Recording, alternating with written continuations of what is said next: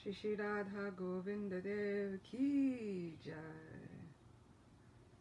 Hare Krishna, Hare Krishna, Krishna Krishna, Hare Hare, Hare Rama, Hare Rama, Rama Rama, Hare Hare, Hare Krishna, Hare Krishna, Krishna Krishna, Hare Hare, Hare Rama, Hare Rama, Rama Rama, Hare Hare, Hare Krishna, Hare Krishna, Krishna Krishna, Hare Hare, Hare Rama, Hare Rama, Rama Rama, Hare Hare, Hare Krishna, Hare Krishna, Krishna Krishna, Hare Hare, Hare Rama, Hare Rama, Rama Rama, Hare Hare, Hare Krishna, Hare Krishna, Krishna Krishna, Hare Hare, Hare Rama, Hare Rama, Rama Rama, Hare Hare, Hare Krishna, Hare Krishna, Krishna Krishna, Hare Hare,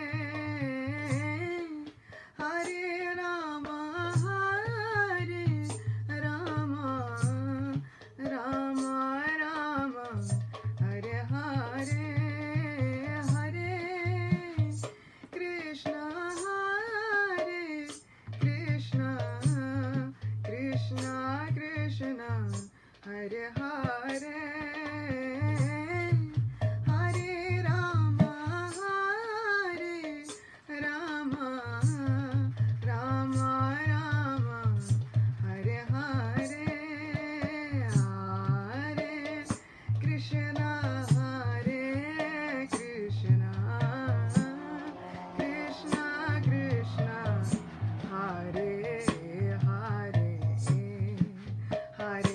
Rama, Hare Rama, Rama Rama, Hare Hare, Hare Krishna, Hare Krishna, Krishna Krishna, Hare Hare, Hare Rama, Hare Rama, Rama Rama, Hare Hare, Hare Krishna, Hare Krishna,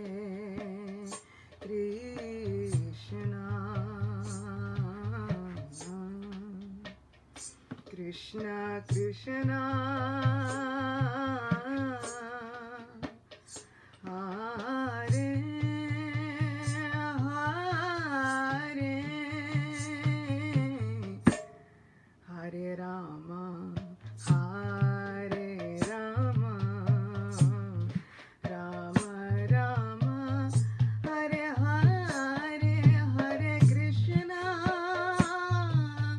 Hare Krishna,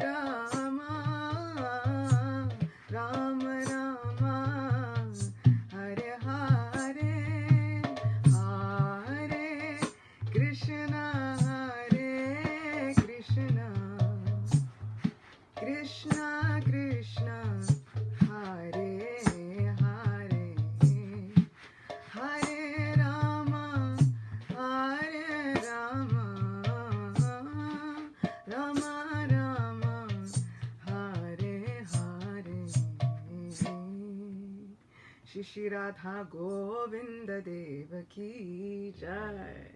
Kali Yuga Dharma Shri Harinam Sankirtan ki jai. Srila Prabhupada ki jai. Shri Purushottam Mas ki jai. Hare Krishna, welcome. This is our fourth part of Srinivasa Kalyanam of Venkateswara Mahatmyam. And we'll be talking about the wedding of Srinivas and Padmavati. Weddings are notoriously always late, so I wanted to make sure that we all got the full effect of waiting and anticipation for a wedding to begin.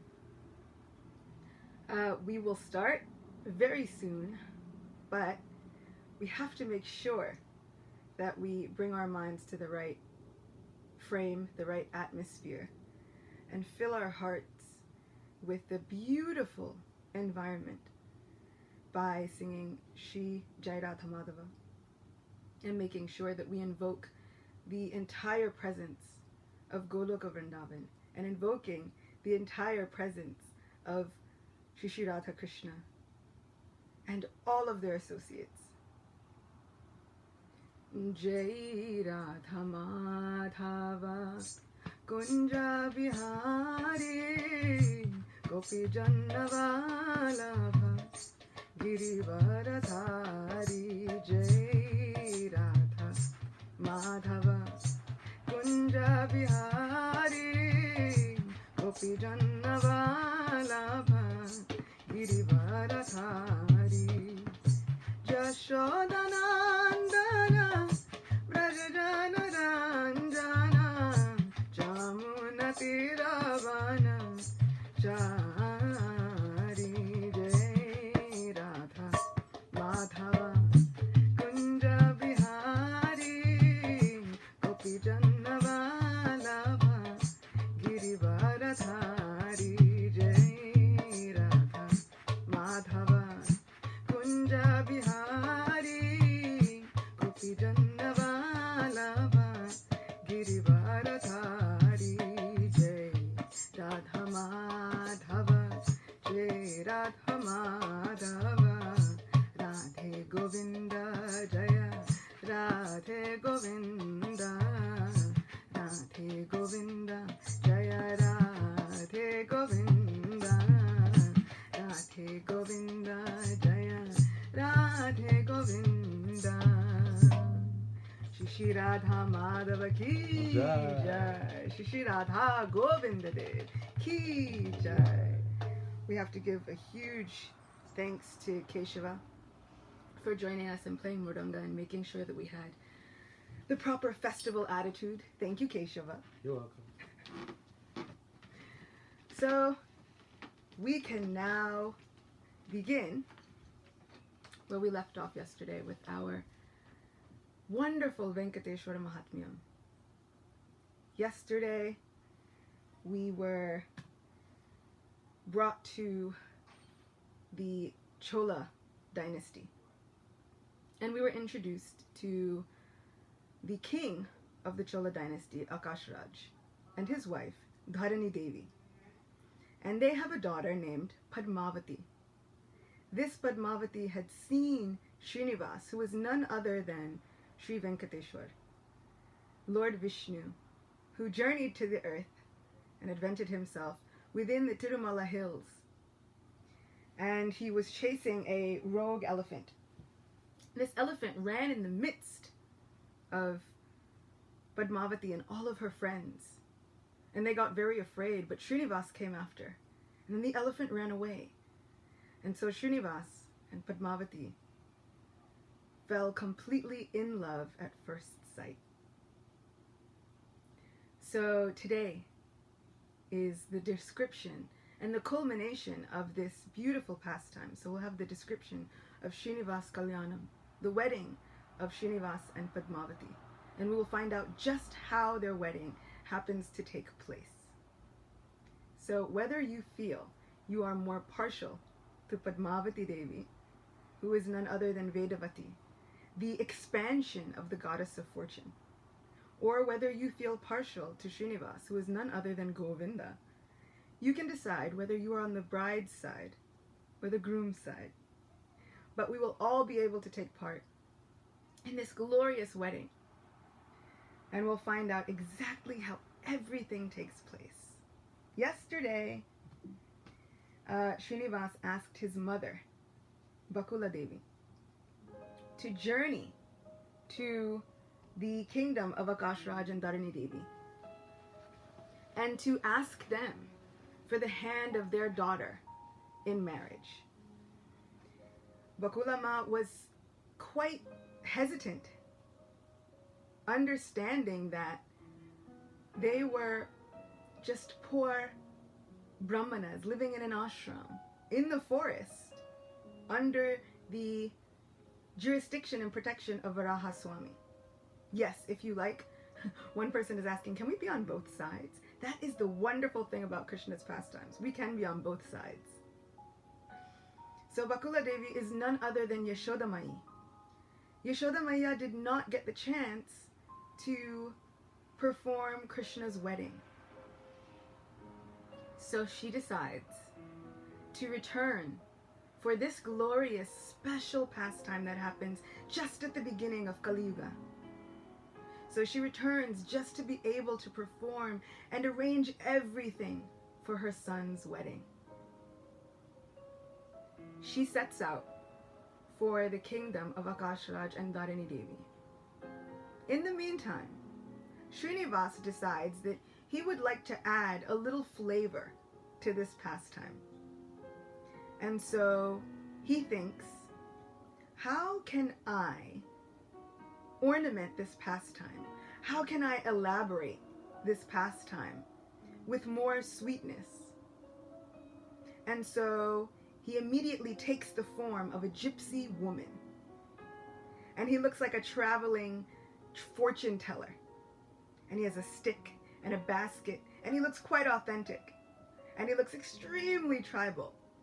And he's a beautiful traveling fortune teller. And he, with his mystical potency, arrives in the kingdom of Akashraj and Dharani Devi before Bakula. And he journeys through their town. And so Srinivas has taken the form of a gypsy woman. And he journeys through the city, calling out, I can tell your fortune. Please come, gather around. Let me tell you what's in store for you. Let me tell you what the planets have in store for you.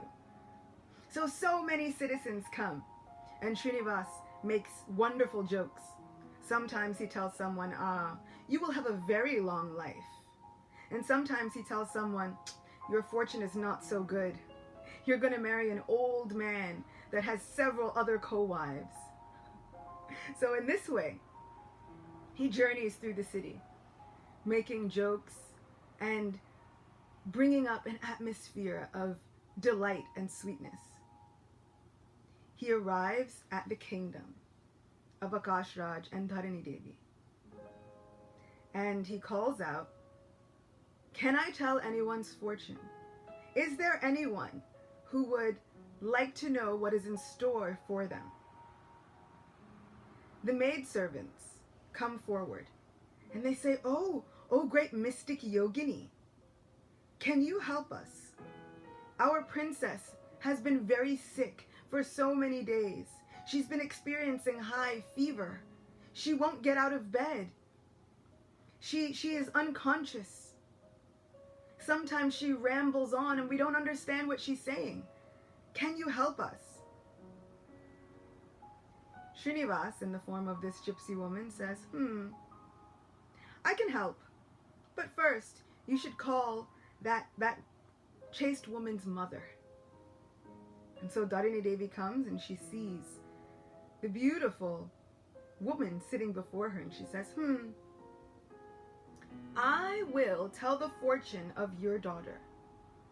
I will tell you what is wrong with the princess, and I will invoke the goddess of the mountain to speak through me. But first, you should bring me kumkum, whole grains of rice, turmeric, and gold coins. And in this way, you should give to me in charity all of these different things. Dharini Devi thinks, of course, I'll bring them all to you.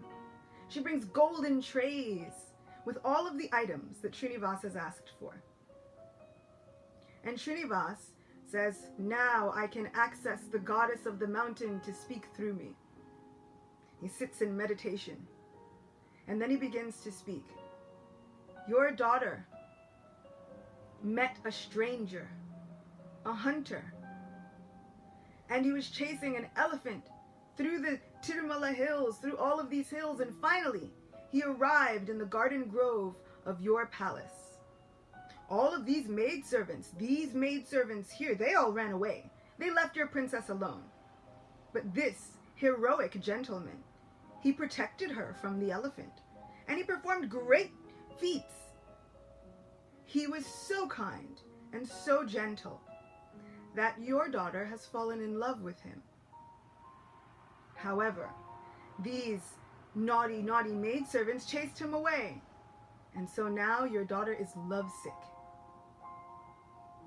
Now Dharini Devi is quite taken aback. She's shocked, and she thinks, what nonsense is this, that my daughter has met some man and now she's lovesick? This is not the way we do things. What are you saying? And the woman says, it's not me, it's the goddess of the mountain who's speaking through me. In fact, you should know that your daughter is none other than the goddess of fortune herself. She has been expanded from Lakshmi Devi.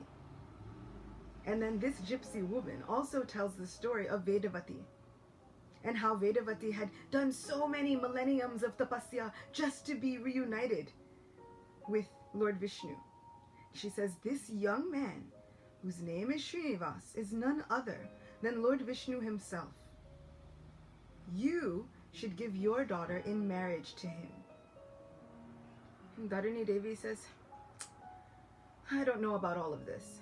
I still don't understand. And she says, well, if you like, you can call your daughter. I will access the goddess of the mountain. I will read her palm.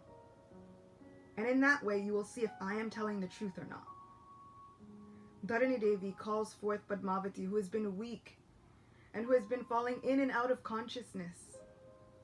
She can hardly maintain her life. She's been having days of fevers. Padmavati comes forth, and she sits before this wonderful woman. The woman says, O maiden, let me read your palm. Padmavati, who has been feeling so dejected and heartbroken for so many days after her friends rebuked Srinivas and sent him away, she feels as though, what will happen to my life? Will I never see that person again? He seemed as though he was the Lord of my life and I was meant to belong to him.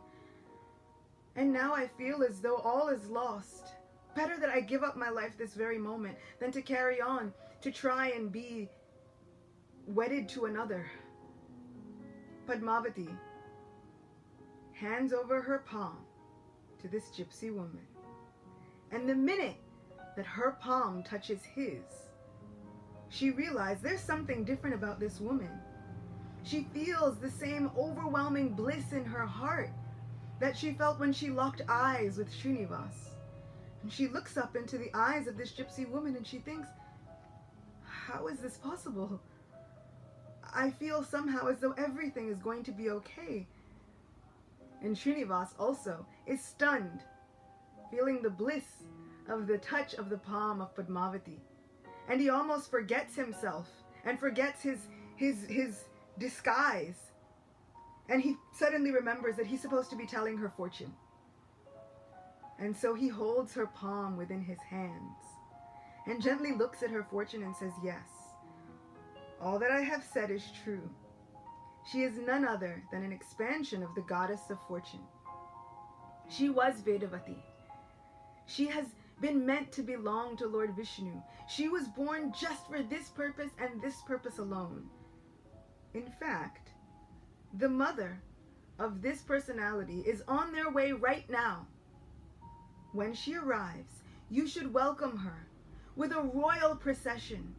You should give her every amenity, show her every kindness, and then you should give your daughter in marriage to her son as soon as she asks. Dharini Devi and Akash Raj are still a little skeptical. But the gypsy woman says, well, now it's time for me to leave. I have to go on to another place, but I thank you for your services, and I thank you for giving all that you have in charity. And with that, this mystical yogini leaves the palace. Padmavati is so confused. She can't imagine what has just happened. But she knows that something mystical has just occurred. She felt something when she touched the hand of this gypsy woman.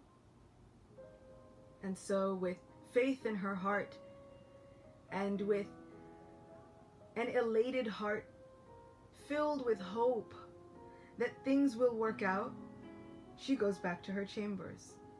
Just at that moment, Bakula Devi arrives. And as she arrives, the many citizens and guards run to the palace and they say, this wonderful woman, this Brahmani has arrived, just as the gypsy woman said she would. Akash Raj and Dharini Devi open up a full red carpet, flower petals, rose waters sprinkled from auspicious pots. They have mango leaves and banana leaves hanging from so many different places to invoke auspiciousness. And they have so many people to welcome her. Bakula Devi, who was always already afraid of the reception that she would receive, now looks and says, oh, I'm being received as though this is a royal procession. This must be a very auspicious omen. And with humility in her heart, knowing that she is just following the instructions of her son, she makes her way to the palace. She is received as the most royal guest. And then she is brought into a beautiful assembly room where she meets with Akash Raj and Dharini Devi. She tells them, my son, Srinivas, has been living with me for some time. We've been living in the hermitage of so many great sages under the protection of Varaha Swami. And my son wants nothing else but to marry your daughter Padmavati. Please, if you think it fit, please arrange their marriage. My son is none other than Sri Krishna himself. And he has advented himself, he has been born, he has appeared just to marry your daughter. He is an incarnation of the Lord. Dharini Devi says, I have heard of no such incarnation. But I can call upon my family priest and ask him what he thinks. Their family priest says, there is Shuka, a great sage who is residing nearby. Shuka will be able to tell past, present, and future. He is privy. He has the knowledge of knowing every incarnation there is. If we go to Shuka, we can ask him if there is any such incarnation. He can verify all that is to happen. They journey to the hermitage of Sri Shuka, and they ask him, who is this Srinivas? Is there an incarnation that is to appear? And with great ananda within his heart, with great bliss, he says, yes. Lord Vishnu has now appeared in Kali Yuga within these Tirumala hills. He is none other than Srinivas. And if you would like all auspiciousness to reign within your family at once, prepare the wedding of Padmavati and Srinivas. They ask him, what is the auspicious date of this wedding? And he verifies that the next Ekadashi, and I have to go and look up which Ekadashi that is, he verifies that the next Ekadashi would be the most auspicious date for the wedding of Srinivas and Padmavati. And so, with great opulence, they head back to the palace. And they agree. They write out the invitation card. And they hand it to Bakula Devi. And they accept the betrothal of Padmavati to Srinivas. Bakula Devi heads back with winged feet, traveling as fast as she can to go back and tell her son the good news. And she arrives at their hermitage saying, "Oh, my son, I have good news." Srinivas now has been pretending to be so forlorn and upset, feeling very sad. "Oh, mother, I don't know how I can maintain my life if I cannot be wedded to the maiden who has stolen my heart." And she says, "Srinivas, lament no further. Don't be sad anymore. I have the best tidings. Akash Raj and Dharani Devi have accepted your proposal. They have agreed to wed Padmavati to you." Srinivas is extremely happy. Padmavati somehow is now skeptical, and she feels a little bit sad. Srinivas says, "Oh, mother, what is the cause of the sadness I see that has taken over your beautiful face?" She says, "You are none other than the Supreme Lord Vishnu. Padmavati is none other than an expansion of the goddess of fortune. Your wedding should be incredibly opulent. But I am just a humble Brahmani. I have nothing. Somehow, you have to make arrangements for a royal wedding." Srinivas, with a smile, says, "Oh, mother, don't worry. I will take care of everything." However, Srinivas in this incarnation, if we remember back to the very beginning, many days ago, Srinivas appeared in this place because Lakshmi left him. Lakshmi is the goddess of fortune. She is the goddess of all wealth. But she left Srinivas, and so Srinivas is poor. What will Srinivas do in order to get himself all of the wealth for a royal wedding? Srinivas sits in meditation for but a heartbeat, and he invokes the presence of Kuvera, the god of wealth. He says, "Kuvera, I require your assistance. I need money for my wedding. I need you to give it to me." Kuvera says, "My lord, you are the lord of all, the source of my wealth, the source of everyone's wealth in the universe. Whatever you want, you can take. It is all yours anyway. Take all that I have to give." Srinivas says, "No. If I am to take this wealth, I want a loan. Give me a loan and I will repay you." Kuvera says, "My lord, how can I accept a loan from you? Everything belongs to you. Everything is yours. I would like to offer you all of the wealth I have at my disposal." So, Srinivas says, "No.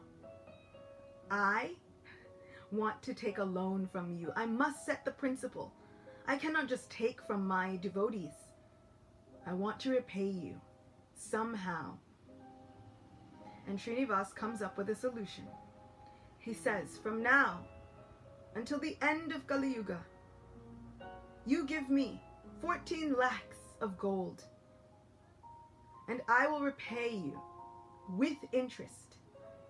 From now until the end of Kali Yuga, all of those who are my devotees will come in droves, in the thousands, 100,000s, in millions. They will come to see me. They will bring their wealth. They will bring some of their most cherished possessions. They will bring everything that is dear to them, and they will donate it to me. That will be the interest that I will repay you. And at the very end of Kali Yuga, then I will repay the principal of this loan." So it is seen that in this way, the temple of Tirupati is the most wealthy in the entire world. All devotees go there with love in their hearts, and they give their most cherished possessions. Sometimes people put gold wedding rings in the hundi. It is said whatever is dropped into the hundi before Lord Balaji belongs to Lord Balaji. There have been stories where babies have been dropped and they now belong to Lord Balaji. They are forever placed within his service. So they go in droves, in hundreds of thousands, and they give what is their cherished possessions to Lord Balaji, just so that he can repay the interest on the loan to Kuvera that he took out for his wedding. One person is asking, how was it that Vakula Devi, although she is an expansion of Mother Yashoda, understood that her son was the Supreme Lord? Because Yashoda Devi never thinks of Krishna as God. We understand from Vedic scriptures that Yashoda Devi also expands many times. She was also known as Dara in Vedic scriptures. And so Drona and Dara were none other than Nanda and Yashoda in an expanded form. They perform penance, and Lord Brahma blesses them that they will have the Supreme Lord as their son. So in this same way, when she is in her most complete form of Yashoda Devi, and when Krishna is in his most complete form as Sri Krishna, they do not think of each other as devotee and God, just mother and son. When they have expanded into many, many different forms and manifestations and expansions, then sometimes this veil of illusion gets dropped and placed up again and again, so that for the sake of the Leela, sometimes they can understand that, oh, I am the Supreme Lord, and she can understand that my son is the Supreme Lord, but still, she never worships him. She just wants to take care of him and love him with all her heart. So I hope that was just an apt explanation. It's a very esoteric and deep subject about how Krishna expands and how his associates also expand with him just to serve him. It gets very deep and sometimes convoluted and confusing. But if we surrender to it, Krishna will reveal himself and everything about him with all love. So now, Srinivas has all the wealth he needs to perform the most royal wedding anyone has ever seen. He sits in meditation for but a moment, and he invokes the presence of Garuda and Anantadev, his two carriers, and he tells them, I am going to be married to Padmavati Devi. You should carry the invitations to all the corners of creation. Invite all the gods. Invite all of their consorts. And tell them that they must appear and dress themselves for the most beautiful wedding. Brahma arrives with Saraswati. Lord Shiva arrives with Parvati. All of the gods arrive with their consorts, and they are all dressed in their best finery, being carried by their many carriers, ready for a festival, ready to celebrate the most wonderful pastime of Srinivasa Kalyanam. As everyone is getting ready for this wedding, hanging certain decorations, can we just imagine the kind of decorations that would have been had, the kind of breezes that would have been blowing favorable flower petals because Vayu himself is there, the kind of gorgeous golden ornaments because Surya Dev himself is there, Agni Dev himself is there. Even Yamaraj attends the wedding, suspending his own duties, just to be able to watch the pastimes of the Supreme Lord. How wonderful is the marriage of Srinivas and Padmavati. It is described as being full of ananda, bliss, and mangalam, all auspicious. Srinivas gets a little sad. He feels sad and upset and bereft because he remembers that Lakshmi Devi was still doing penance somewhere on this earth. It was unknown to him at the time because of his own illusory potency. Of course, nothing is unknown to the Lord of the universe. But in order to enact his pastimes, her whereabouts were unknown to him. And so he thinks, my Lakshmi Devi was performing great tapasya. I'm going to perform a wedding, but I haven't told her. He thinks she must be informed, and she also must be here. I have to gain her approval before I take a new wife. So he calls forth Suryadev. And he says, Suryadev, you can see all. You have the ability to know all. Please find out where Lakshmi Devi is and tell her that I am sick and that I need her with me immediately. Suryadev says, but my lord, you're not sick. How can I lie to my own goddess of fortune, my own mother of the universe? I am known as one who never lies. The sun and the moon are those who are truthful at all times. If I lie, what will happen to the entire universe? The Lord says, it's okay. Just follow my instruction, and I promise you everything will work out. Suryadev says, but she's the goddess of fortune. She also knows all. How will she believe that you are sick when we both know you're not? And he says, I will cover her with my own Yogamaya potency, so she will believe everything that you say. Just go, find her, and tell her that I need her here at once. Suryadev travels to Kolhapur, where Lakshmi Devi was still performing sacrifice and penance. Suryadev goes, and he meets with Lakshmi Devi. And he says, O Ma, you must know that our Lord is very sick. He's experiencing so many signs of illness. You must come at once to where he is. Lakshmi Devi hears that her Lord is sick and cannot think of anything else.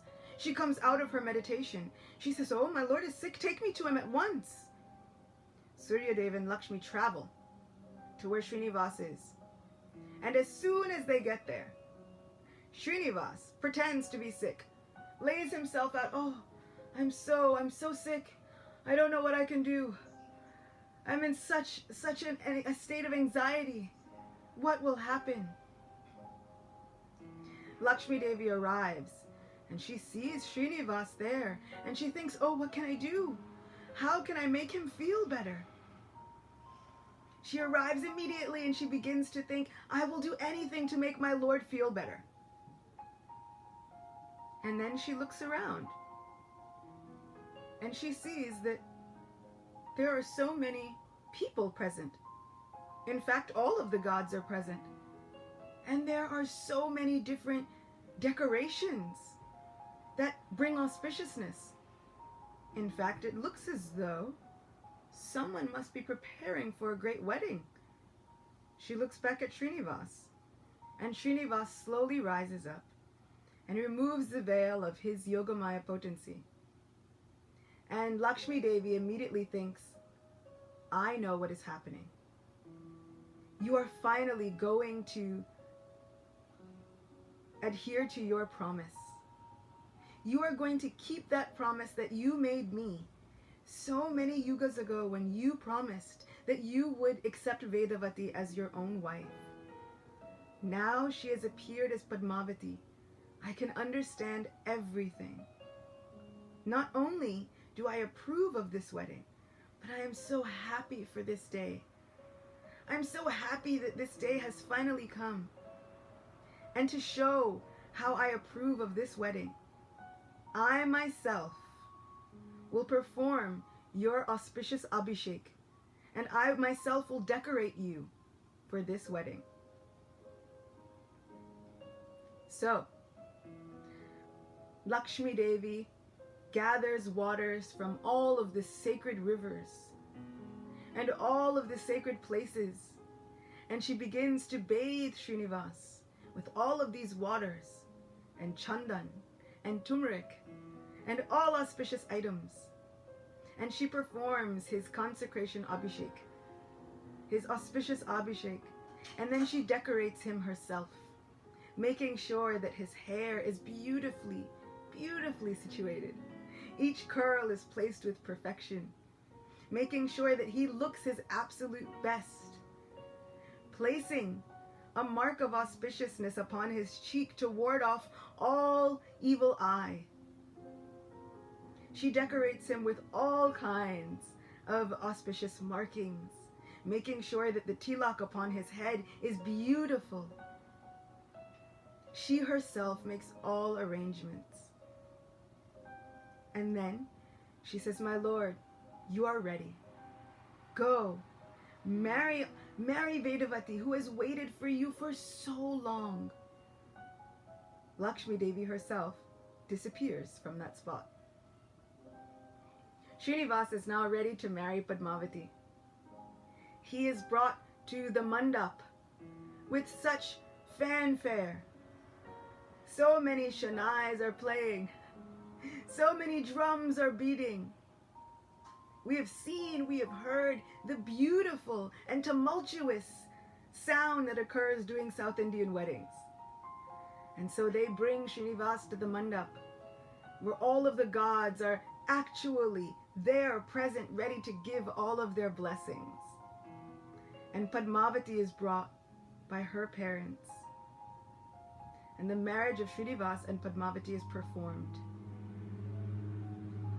They receive a coconut, a beautiful green young coconut, which symbolizes the freshness of this union, which symbolizes that Padmavati is in the prime of her youth, just ready to be wedded to Srinivas. They offer oblations into the sacred fire. They seek the blessings of the gods, who are all personally present. And they circle the fire 7 times, symbolizing that they will be wed to one another, lifetime after lifetime after lifetime. And it's true, it is seen that in whichever form the Lord takes, somehow or other, the goddess of fortune will expand herself however many times as needed just to become his consort, just to somehow be his again and again and again. After the wedding of Srinivas and Padmavati is performed, again, the contract is made with Varahadev that all of those who are real devotees of Srinivas should first go to pay their obeisances to Sri Varahadev before they take darshan of Lord Balaji and his 2 wives. Because he has his 2 wives, Sri Devi and Bhudevi. Vedavati is known as an expansion of none other than Bhudevi, as she appears out of the earth, and she is expanded from Lakshmi. So the contract that states that they can live happily in these Tirumala hills is once again forged and is presented to Varahadev at that particular moment yet again. Padmavati and Srinivas go to live within the ashram of Agastya Muni, because prior to that, Srinivas was saying, "I have no real home of my own. First I was living in an anthill, then I was living under the care of my mother, and still sometimes the anthill. And so now Agastya Muni says that Padmavati and Srinivas can live there in his ashram. And he dedicates his ashram to them. They live there happily for so many days. And at a certain point, Srinivas is once again sad. Padmavati comes and she says, "Oh my Lord, O Lord of my life, Lord of my heart, I can understand your own heart.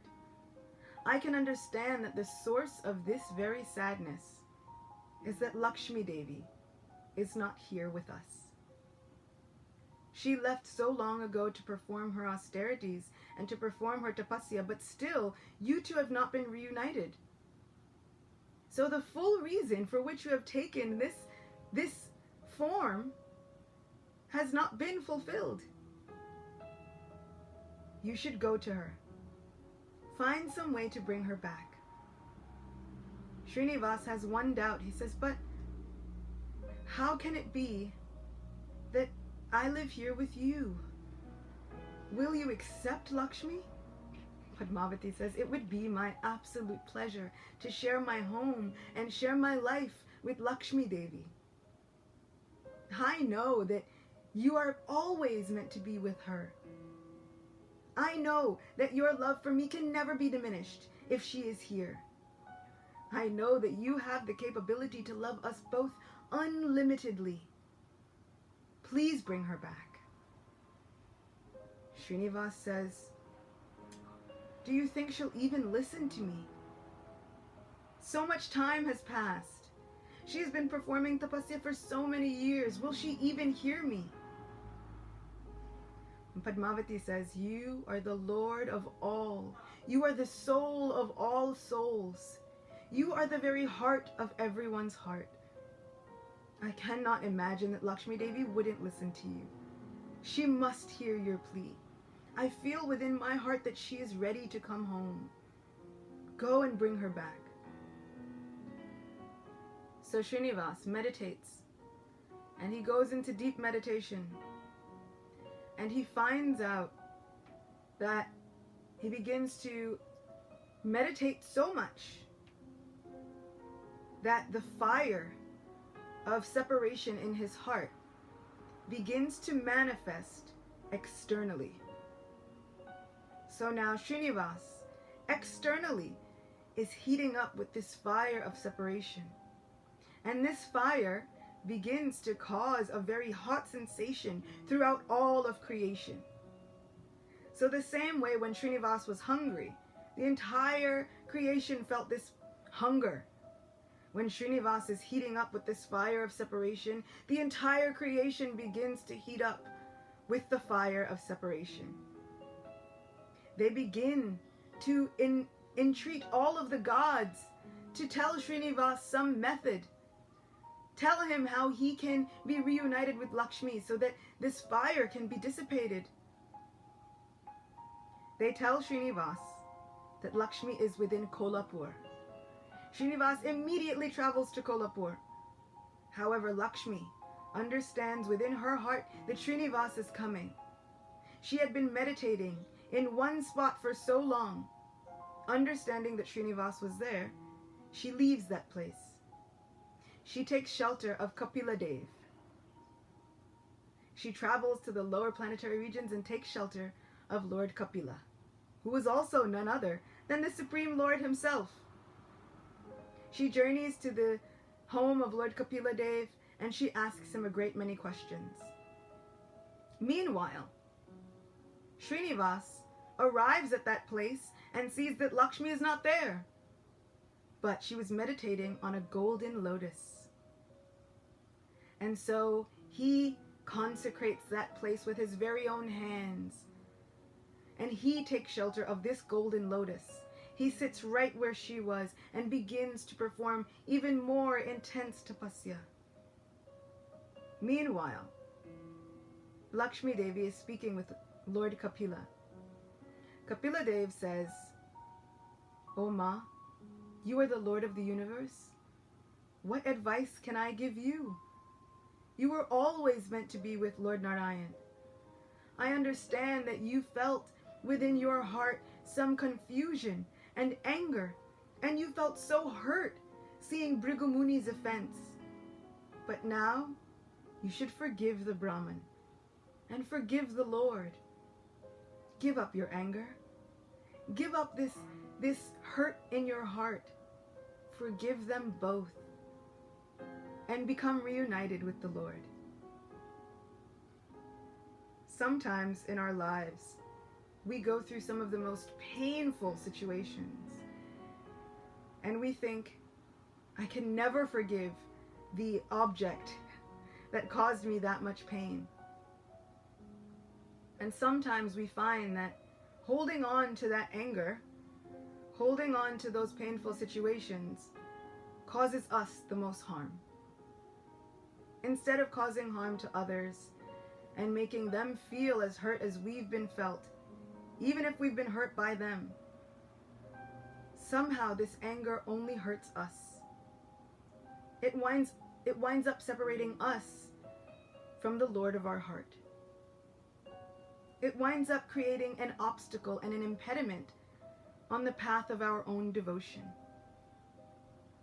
And so in this case, it is seen that this forgiveness becomes the greatest way to reunite with the Lord of our hearts. It is not an easy task to forgive those who have hurt us, to forgive those who have offended us. But in order to be reunited with the Lord of our hearts, with our very best friend, sometimes for our own sake, even if we never speak to those people who have hurt us ever again, sometimes it helps us to forgive just within our own hearts, understanding that this will be the thing that reunites us with our Lord. So Kapila Dev, he begged Lakshmi Devi, forgive them. Let go of these feelings within your heart and go back to our Lord. Lakshmi Devi, with tears in her eyes, thanked Kapila Dev, saying, this is exactly what I was yearning and hoping to hear from you. This is exactly the advice that I was hoping to gain. She lets go of all of the anger that she had been feeling for so many years. And it is at that moment where Srinivas is meditating so eagerly on Lakshmi Devi, praying with all of his heart just to be reunited with her, that she appears alongside him within that golden lotus. And the moment that she appears, he opens his eyes, feeling such elation, such joy within his heart, understanding that his dearest beloved has agreed to be with him again. He apologizes so profusely for ever hurting her. And she apologizes, thinking, how can I ever take anything that you do as an offense? All that you do is for the greater good of all humanity. All that you do is for the greater good of every single soul. Oh my Lord, I am yours and yours alone. Accept me. And in this way, Srinivas brings Lakshmi Devi back to live with him and Padmavati for all time. They are worshipped together. And so we see the gorgeous form of Sri Venkateswara Swami with his two wives, Padmavati and Lakshmi Devi with him always, Sri Devi and Bhudevi. He lives happily and is worshipped alongside them from now until the end of time. These stories give a great many lessons, but that lesson of forgiving and somehow letting go, understanding that this will help us grow immensely within our spiritual lives, is one that I am trying to take to heart. It is not easy, but if we do it, if we find a way to let go even within our own hearts, we will surely witness the union once again of our souls with our divine Lord, back where we were always meant to be. We were never meant to be in this material world full of miseries, full of obstacles, full of pain, full of setbacks, full of distress. We were always meant to be united in absolute loving devotional service with our Supreme Lord, who loves us more than we can ever imagine, who wants nothing more than to be with us again. I hope that we have all been able to experience the great bliss and auspiciousness brought forth by the wedding of Srinivas and Padmavati. And later on, seeing the reunion of Srinivas with his Sri Devi. I thank you all so much for being with me. And I look forward to being with you all again, where we will go on more adventures, bathe our minds and our hearts in the pastimes of our dear, most beloved friend, and find out what lessons all of these adventures hold for our own lives. I'm wishing you all a beautiful day, whether it is morning, evening, or somewhere in between. I hope that you are able to meditate and think about the beautiful wedding of Srinivasa Kalyanam and find that it has so much to teach us. Some are asking, will there be more weddings? I love weddings. I am such a person that looks for weddings, and I love that my Lord gets married so many times. So, absolutely, sure. We will have to talk more about all of the weddings, since he gets married so many times. We'll talk about more and more weddings in the days to come. And we'll talk about more and more loving and romantic pastimes that will steal our hearts and minds and reunite us with our very own beloved Lord of our life, who is none other than Govinda. Until next time, I will see you all again soon. Shri Venkateswara Swami ki jai. Srinivasa Padmavati ki jai. All glories to the auspicious Srinivasa Kalyanam. All glories to the assembly of all our honored guests who arrived just to see this wedding ceremony. All glories to Srila Prabhupada. All glories to all of our acharyas who have taught us so much about all of these great pastimes. Hare Krishna.